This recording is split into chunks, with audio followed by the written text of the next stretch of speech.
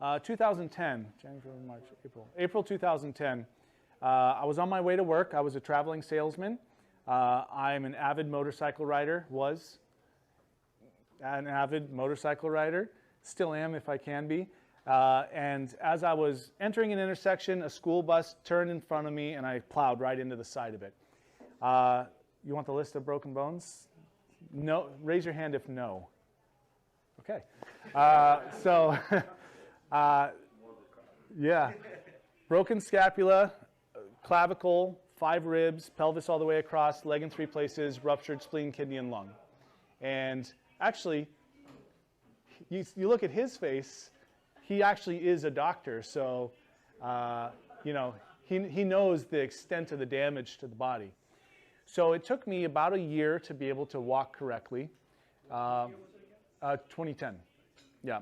This leg is titanium from knee to ankle, although it is my real leg, thanks to the modern science of medical science, thanks. And so basically I was a traveling salesman. And when that happened, I lost my job because I couldn't travel. I was essentially fired. There went my income. I was bound to a wheelchair after I was out of a bed, and then after that on a cane. I couldn't travel anywhere. I had no job anymore, and I was hopped up on all kinds of painkillers. And so mentally I was just checked out. I even tried working and I just couldn't. Having never done any sort of drugs in my life other than Tylenol, that really made a major effect on my capabilities. So I started outsourcing my sales skills to a couple of companies that I knew about because I could work from home.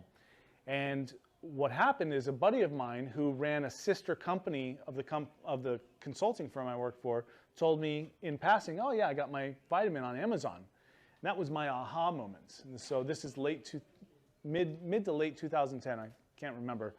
I realized you didn't have to have a patent or be an inventor in order to sell something on Amazon. It was a marketplace, right?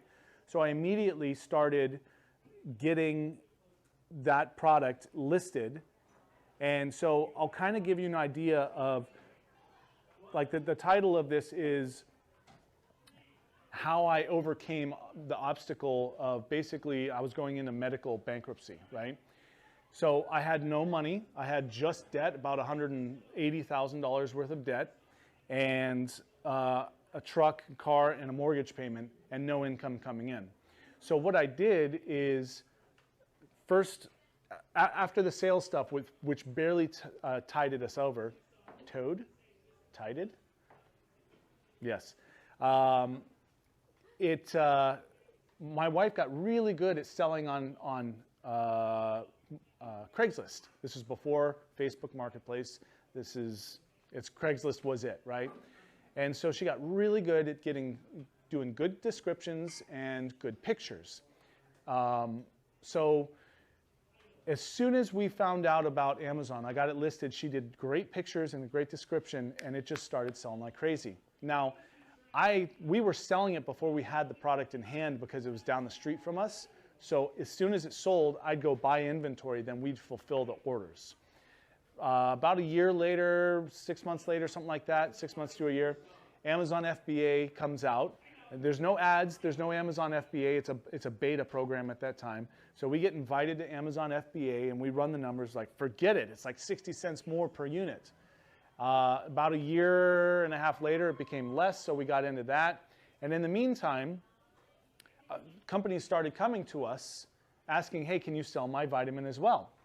So the way that I got out of debt and is a very unique situation on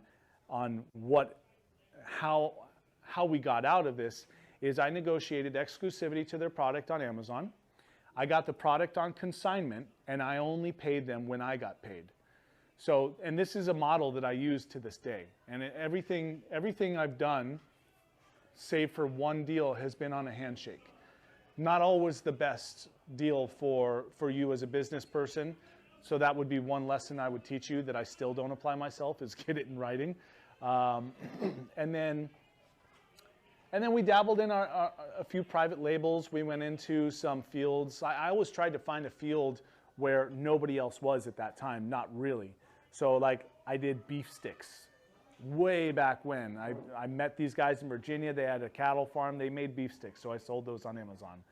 I did some other stuff that was that shouldn't be talked about in public, but it was very successful.